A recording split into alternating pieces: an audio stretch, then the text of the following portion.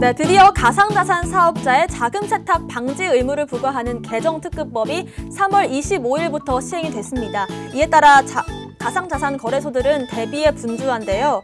앞으로 거래소는 자격 요건을 갖춰서 FIU 금융정보분석원에 신고를 해야 사업자로 인정받을 수 있습니다. 기존 사업자들은 유예기간인 오는 9월 24일까지 신고 등록을 완료해야 되고요. 미신고 사업자가 영업을 할 경우 처벌을 받을 수도 있습니다. 하지만 준비 과정이 만만치 않습니다. 정보보호관리체계 ISMS 인증을 받고요. 은행으로부터 실명인증 입출금 계좌를 받는 등 여러 요건들을 필요로 하는데요. 현재 100곳이 넘는 국내 거래소 가운데 이 조건들을 충족하는 곳은 극소수에 불과하다고 합니다. 그래서 오늘의 블록 테마 토크 주제는 바로 특근법 시행령 발효, 생사 걸린 거래소 및 암호화폐. 네, 특근법 시행으로 거래소가 사업을 유지하기 위해서 어떤 조건들이 좀 해당이 돼야 되나요? 예, 지금 그 법령상 고객 예치금을 분리 보관해야 되고요. 그러려면 뭐 핵심은 실명계좌가 있어야 되고 ISMS 정보보호 관리체계 인증을 받아야 되고 자금세탁 방지법 을 준수해야 되고요. 거래 내역을 분리 관리해야 되고 가상자산 취급 목록, 코인이죠. 네, 그런 것들을 갖추어서 신고를 적절히 해야 됩니다. 여러 가지 조건들이 있는데요. 저희가 하나씩 한번 살펴보도록 하겠습니다. 먼저 정보보호관리체계 ISMS는 어느 정도의 거래소들이 인증을 받았나요?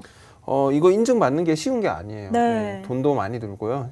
시간도 걸리고 심사도 까다롭다. 지금 인증받은 곳은 고팍스를 포함해서 업비트, 빗썸, 코빗, 코인원, 한빛코, 후오비코리아 등 전체적으로 한 10곳 정도 이렇게 받았다. 네, 어려운가 본데요. 네. 예, 이거 뭐 쉬운 게 아닙니다. 어떻게 충족이 돼야 이거 인증을 받을 수 있는 건가요? 이건 제가 뭐 인증 전문가는 아니라서 디테일하게 모르는데 보안 기능이 있어야 되는 걸로 알거든요. 이 ISMS 인증 때문에 사업을 포기하는 거래소들도 많아요. 실명계좌 받는 것도 어렵지만 이 인증 자체에 돈이 엄청 들거든요. 네, 두 번째로는 또 실명 인증 계좌가 필요합니다. 이게 가장 화두가 되는 것 중에 하나이기도 한데 이게 필요한 이유는 뭘까요? 금융실명제 아시죠? 네. 예, 그거랑 똑같습니다. 예, 그 차명으로 뭐 나쁜 돈을 쓴다거나 이게 테러 자금에 연루가 된다거나 그랬을 때 거래소나 은행들 입장에서 정말 그 머리가 아프죠. 네. 그 국가적인 그 외교 문제로 될 수도 있어요. 이 테러라는 게 어느 한 국가에만 한정되어 있는 게 아니기 때문에 지금 OECD 국가라든가 선진국들은 지금 다 공동체를 형성하고 있거든요. 네. 그래서 이번에 특근법도 거기에 맞춰서 우리나라도 대응하기 위해서 나온 법이고 다른 나라에서는 다 이렇게 투명하게 잘 관리를 하는데 우리나라에서 안 하면 우리나라 쪽으로 좀 그런 검은 자금들이 좀 올 수도 있겠죠. 네. 예, 그러니까 실명계좌는 자금 세탁 방지, 테러 방지, 그리고 탈세 방지 그런 것들을 위해서 꼭 해야 되는 상황이다. 네, 근데 또 국내 거래소 중에는 실명 인증 계좌를 받은 곳이 업비트, 빗썸 이렇게 극소수 4곳으로 알고 있는데요. 인증을 받기가 좀 어려운 건지 발급받기가 까다로운 건가요? 이게 은행에서 내줘야 되는 건데요. 사실 은행도 애매해요. 어떤 점이요? 이 거래소 실명계좌 발급 기준에 대한 명확한 법령이나 가이드가 없어요. 정부에서 얘기하는 게 없어요. 그래서 은행 입장에서는 좀 문제가 안 될 거래소들 계좌 발급을 해줘도 문제가 안 될 거래소들 좀 자금력도 있고 규모도 있고 그동안 좀 건실하게 사업을 해왔던 그런 거래소들 위주로 좀 발행을 해줄 건데요. 이것 때문에 지금 거래소와 은행 간에 좀 법적 분쟁도 예상돼요. 네. 누군 해주고 왜 누군 안 해주냐. 그 기준이 명확하지가 아직 않군요. 네, 맞습니다. 그럼 어디는 해줬는데 걔네는 왜 해줬냐?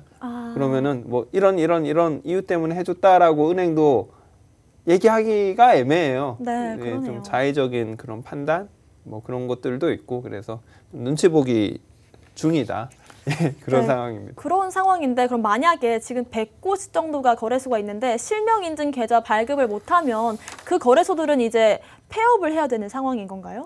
뭐 실명 계좌 못 받은 거래소는 폐업해라라는 법령은 없어요. 법령은 없는데 그 실명 계좌를 못 받는다는 건 그 원화 마켓을 운영을 못 한다는 겁니다. 네. 예, 그래서 비트코인을 저희가 살 때 뭐 거래소에 입금을 하고 사잖아요. 네. 근데 입금 자체를 못 받는 거예요. 그렇기 때문에 그 원화 마켓, 원화로 거래되는 코인 마켓을 운영을 못 하게 되는 거니까 사실 국내 거래소 입장에서 원화 마켓이 없다라는 건 외국 거래소랑 똑같거든요. 네. 그러면은 당연히 뭐 한국 분들은 원화 마켓 있는 거래소를 쓰겠죠. 네. 예, 원화 입금하고 예, 출금도 또 원화로 빼서 예, 뭐 사 먹고 해야 되니까 예, 그렇습니다. 네, 고팍스 얘기도 좀 해야 될 것 같은데요. 고팍스는 또 현재 몇 곳의 시중은행들과 접촉하면서 계약을 추진 중인 것으로 알려졌습니다. 또 실명 확인, 계좌 등록, 사전 예약 이벤트도 진행을 하고 있는데요. 앞으로 좀 전망을 어떻게 보고 계신가요? 예, 아까 말씀드렸듯이 명확한 그 실명 계좌 발급에 대한 명확한 가이드나 법률이 없기 때문에 은행 입장에서는 좀 사업 좀 제대로 할 거래소들, 문제 안 일으킬 거래소들 위주로 발급을 하고 있고 그렇게 해줄 거예요. 네. 그런 입장에서 고팍스를 보면 저도 뭐 개인 사용자 입장에서 보면은 좀 정도를 지키는 거래소죠. 네. 고팍스의 강점은 지금까지 뭐 해킹이 한 건도 없었어요. 한 번도 없었죠. 예, 정말 큰 강점입니다. 맞습니다. 지금 뭐 땡땡 거래소 우리나라 1, 2위 거래소들 해킹 다 한두 번씩 당했어요. 큰 문제였죠. 예, 그리고 해킹도 없었고 뭐 그 CEO나 경영진의 뭐 배임 횡령, 뭐 법적인 문제 그런 것들도 아주 없었어요. 네. 클린한 거래소이기 때문에 제가 볼 땐 고팍스는 실명 계좌를 잘 받을 것 같고요. 네. 예, 특검법 이후에도 정상적으로 아주 사업을 잘 해나갈 것 같습니다. 업계에서도 아주 긍정적으로 보고 있는 것 같습니다. 또 가상자산 취급 목록을 제출해야 되는데 이건 어떤 내용인가요? 일본 같은 경우에는 정말 엄격하게 심사를 해서 국가에서 승인된 코인만 거래를 하게 하거든요. 근데 네. 우리나라는 뭐 그렇게까지는 지금 하지는 않고요, 당장은. 네. 그런데 그 다크코인. 다크코인은요? 다크코인이란 건 추적이 불가능한 코인입니다. 비트코인은 익명 계좌예요. 익명. 네. 예. 제가 코인 여왕님한테 비트코인을 보내면 보낸 기록은 전혀 수정이 안 돼요. 지울 수도 없고 그게 블록체인이죠. 네, 맞습니다. 그런데 다만 제가 보낸 계좌가 제 계좌가 맞는지 이거는 모르는 거예요. 아, 이게 또 실명 계좌랑 또 연동이 되는 내용이군요. 코인 계좌를 예로 들었을 때 제 계좌가 맞는지는 모르는 건데 이제 특검법이 활성화되면 아마 이런 것들이 다 추적이 될 겁니다. 그런데 다크코인은 추적이 안 돼요. 다크코인은 뭐 믹싱이나 뭐 히든 그런 기술을 통해서 이 소유자 자체를 섞어버려요. 추적이 안 되게. 그렇기 때문에 다크코인은 좀 거래가 중지되고 있다. 상장이 폐지되고 있는 추세다.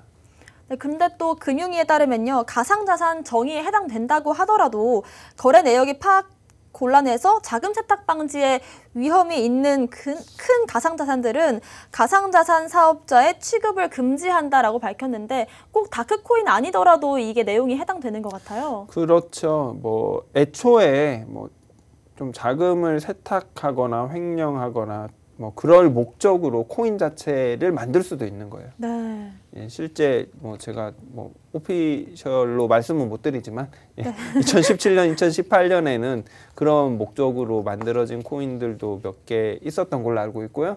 예, 중국 쪽에서 우리나라 그 김치 프리미엄이 또 높았잖아요. 엄청. 그런 것들을 좀 활용하기 위해서 의도적으로 그런 코인을 만들어서 국부 유출이죠, 결과적으로. 그렇기 때문에 다크코인에 해당하지 않더라도 코인 자체가 그 너무 말이 안 된다, 팬더멘털이 약하다, 뭐 그런 것들은 지금 거래소 자체적으로도 많이 상폐시키고 있죠. 상장 폐지를 거래 정지 시키고 있죠. 예. 엄청 많다고 들었는데 몇 개 정도가 지금 상장 폐지된 상황인가요?